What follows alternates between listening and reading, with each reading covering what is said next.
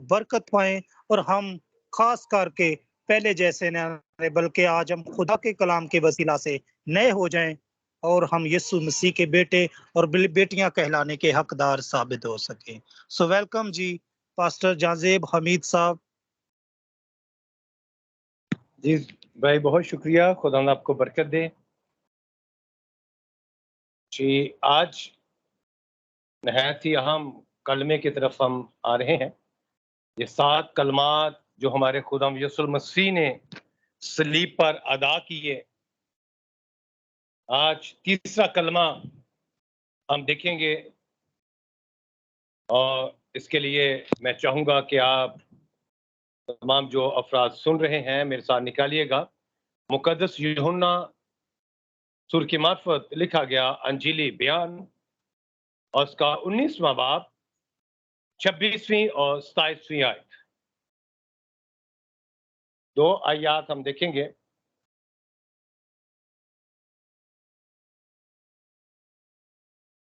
और जमात में से कोई भी बहन अगर इस दावत में रहनुमाई करे तो ज्यादा अच्छा है।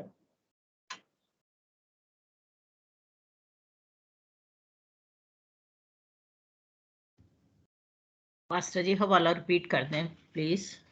जी, मुकद्दस यूहन्ना जी 19वां बाब जी और 26 और 27वीं आयत।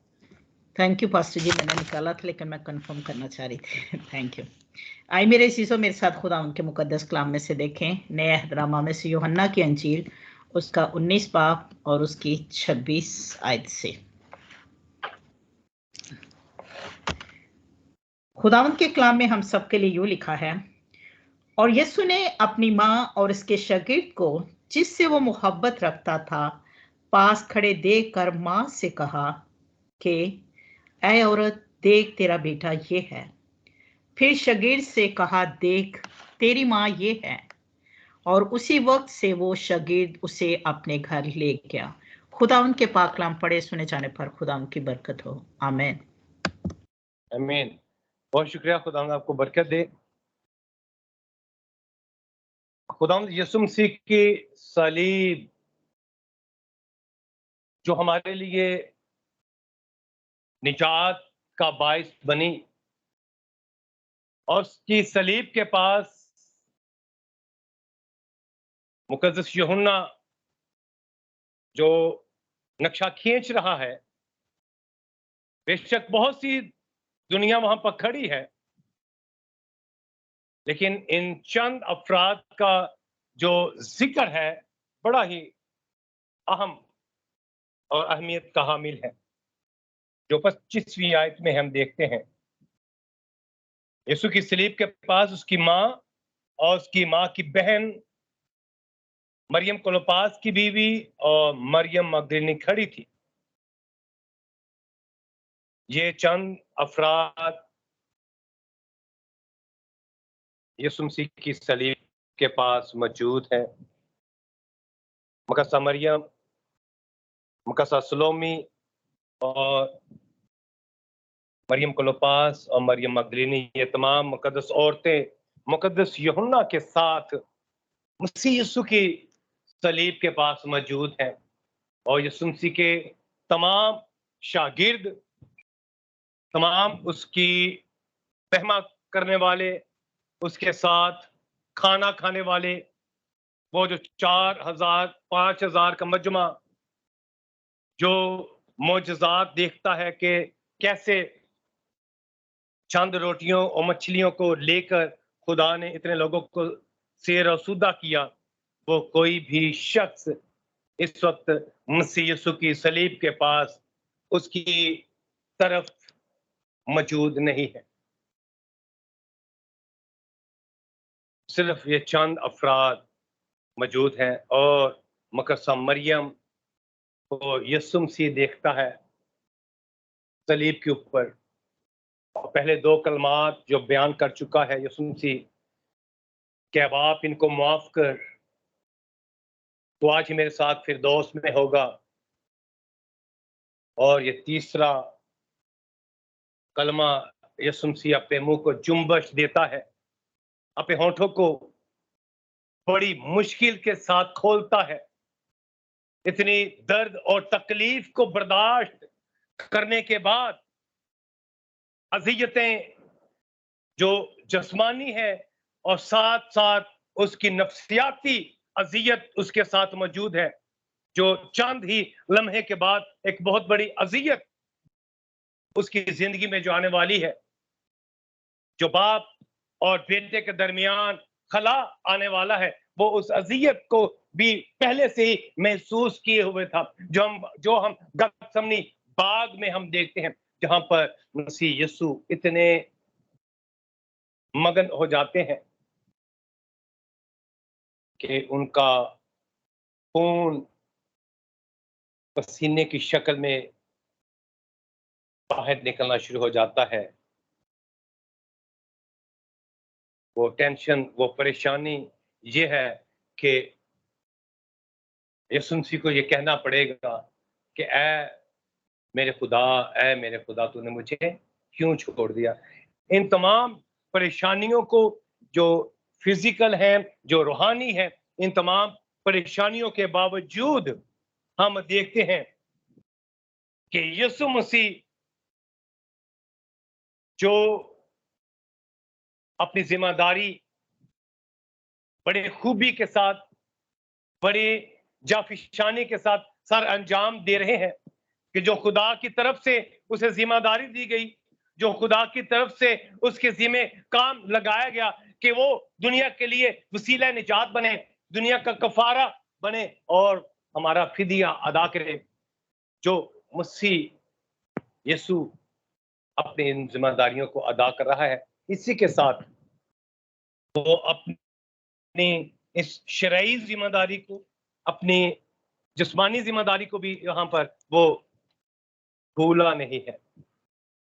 ये कलिमा मेरी नज़र में ज़िम्मेदारी का कलमा है कि यीशु मसीह अपनी ज़िम्मेदारी जो है, वो बड़े ही खूबसूरत तरीके से अदा करते हुए नज़र आते हैं यहाँ पर। क्योंकि यहूदी शरीयत के मुताबिक, यहूदी कानून के मुताबिक वालिदैन की कफ़ालत का ज़िम्मा जो है, वो पेलौठे के ज़िम्मे होता है। इसीलिए तो जो तर्का रखा गया था, जो विरासत का हिस्सा है, वो पेलौठे को ज़्यादा दिया जाता था, क्योंकि हमारे ये तरीकाकार था यहूदियत में कि पेलौठा अगर जिसको ज़्यादा हिस्सा मिलेगा, वो अपने बाप की और अपनी माँ की भी साथ में देखभाल करेगा, उनकी कफ़ालत करेगा। यहाँ पर उसी कानून को फ़ॉलो करते हुए, उसी लॉ को फ़ॉलो करते हुए यीशु मसीह अपनी ज़िम्मेदारी को महसूस करते हैं कि मैं अब पिलौठा हूँ, अब मेरी ज़िम्मेदारी थी कि मैं बुढ़ापे में अपनी माँ का सहारा बनूँ, उसकी देखभाल करूँ।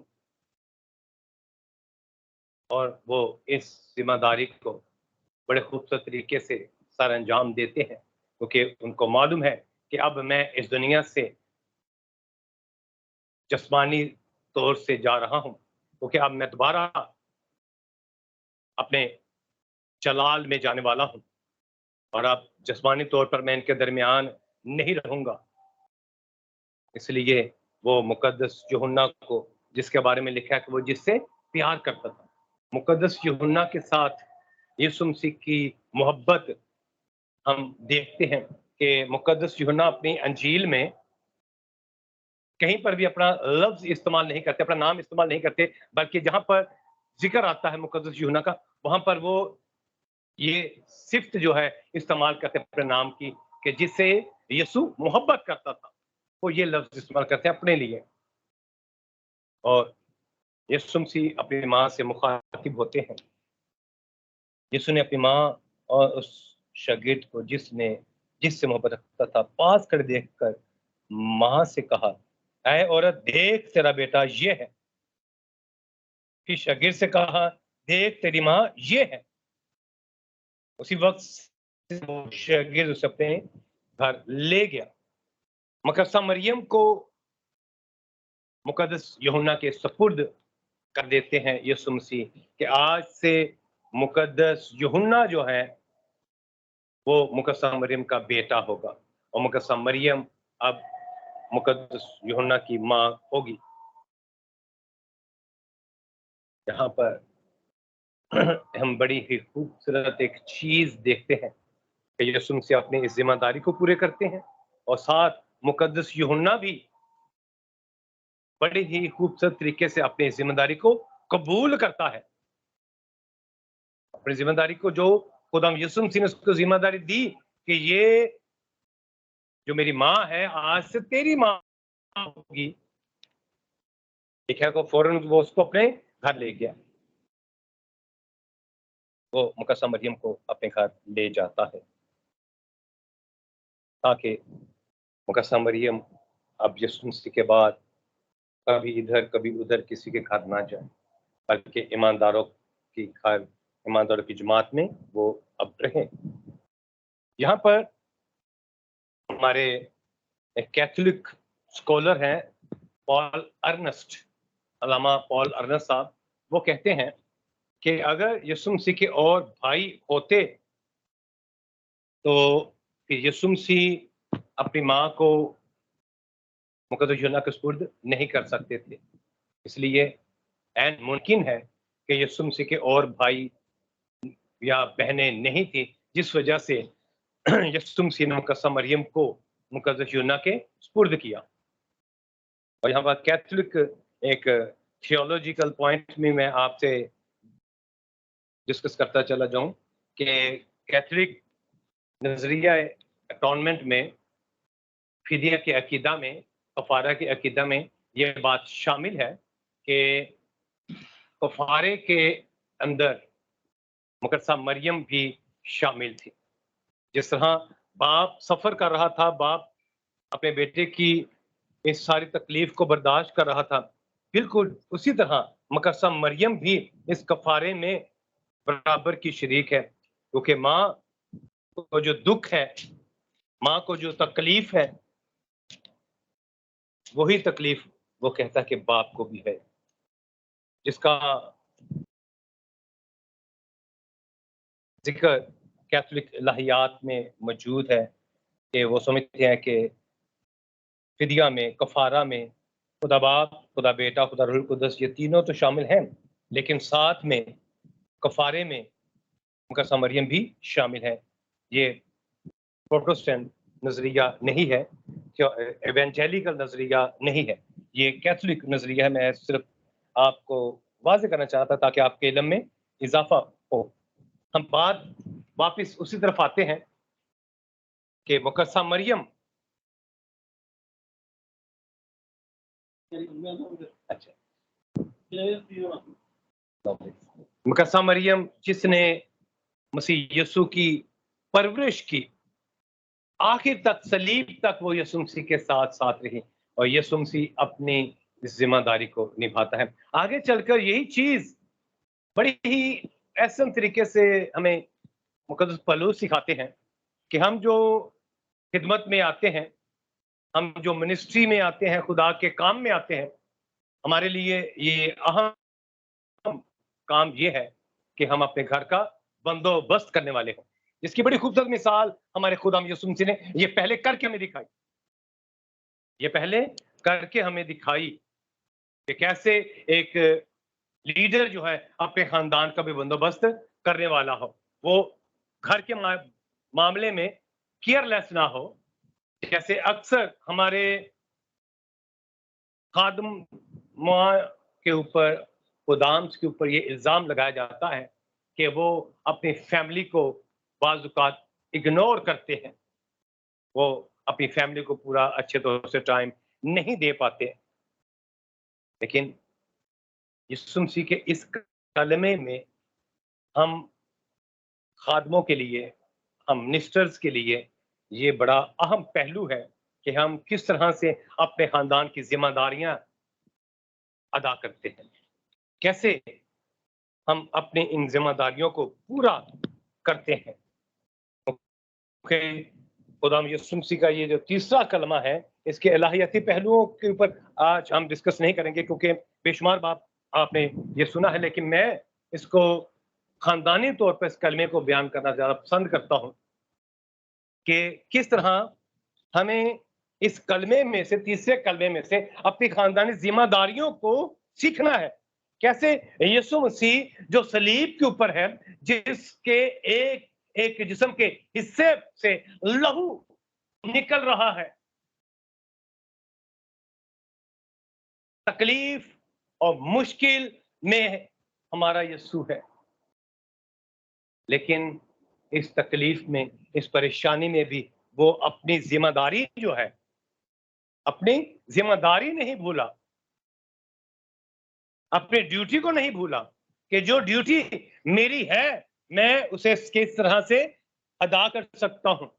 हमें अपनी इज़्दिवाजी जिंदगी में अपने बच्चों की जिम्मेदारी जो खुदा ने में दी है, बीवी की जिम्मेदारी जो दी गई है, हमारे वालिदैन की जो जिम्मेदारी हमारे सुपुर्द है, हम उसको यीशु मसीह की मानिंद बड़े ही खूबसूरत तरीके से सर अंजाम देने की कोशिश करें। जैसे यीशु मसीह ने अपनी खानदानी जिंदगी बड़े ही खूबसूरत तरीके से सर अंजाम देता है अपनी खानदानी जिंदगी की वो जिम्मेदारियां, हमें भी आज ये देखना है कि ये जो सलीब है हमें खानदानी जिंदगी का पैगाम देती है। क्योंकि एक बात आप नोट करें कि हमारी मुसीहत जो है, ये पैदाइश से लेकर मुकाशवा तक आप चले जाए, यहाँ पर हमें खानदानी जिंदगी का पैगाम मिलेगा। खानदानी जिंदगी की अहमियत जो है हमें बाइबल में बार बार मिलती है। अपने पूरे घराने समेत उसने बख्शवा लिया। ऐसे घरानों की बात की जाती है, खानदानों की बात की जाती है। इनफरादी जिंदगी हमारी नहीं होती, हमारी जिंदगी इनफरादी नहीं है, हम ग्रोही जिंदगी बसर करने वाले लोग हैं। आज जब हम अपनी खानदानी जिंदगी की बात करेंगे, जो पैदाइश ही में खुदा बाप ने हमारे जिम्मे खानदान की एक जिम्मेदारी हमें सौंपी है, उस जिम्मेदारी को आज हम अपनी जिंदगी में लें। हमारे माशरे में ये जो रोज ब रोज प्रॉब्लम्स क्रिएट हो रही हैं, खासतौर पर हम जहां जहां पर अकलियत है, पाकिस्तान में खासतौर पर, जो मैंने पिछले दिनों में एक तहरीक देखी, हमारे नौजवानों ने शुरू की है, बेटी बचाओ तहरीक। ना जाने उसके क्या मकासद है, लेकिन उसका उन्वान यह है, बेटी बचाओ तहरीक। आखिर ये तहरीकें हमें क्यों चलाना पड़ रही हैं, क्या वजह है? वजह मेरे नजदीक बतौर खादम पासबान होने के नाते, जो 15-16 साल मैंने खिदमत में एक्सपीरियंस किया है, हमारे लोग जो हैं वो अपनी घरेलू जिंदगी की जिम्मेदारियां जो है, वो इज़्वाजी जिम्मेदारियां जो है, जो खानदानी जिम्मेदारियां जो है, वो अदा नहीं कर रहे। जैसे यीशु मसीह यहाँ पर खानदानी जिम्मेदारी अदा करते हुए नजर आए हैं। हमारे इलाके में, हमारे कलीसियाओं में, हमारे मसीही लोगों में ये एक बहुत बड़ा अलमिया मौजूद है, मसला पाया जाता है। एक बहुत बड़ी, इसको मैं कहूँ कि वायरस हमारी मसीही कम्युनिटी में आ चुका है, वो ये है कि हम अपनी खानदानी जिम्मेदारियों से भाग रहे हैं,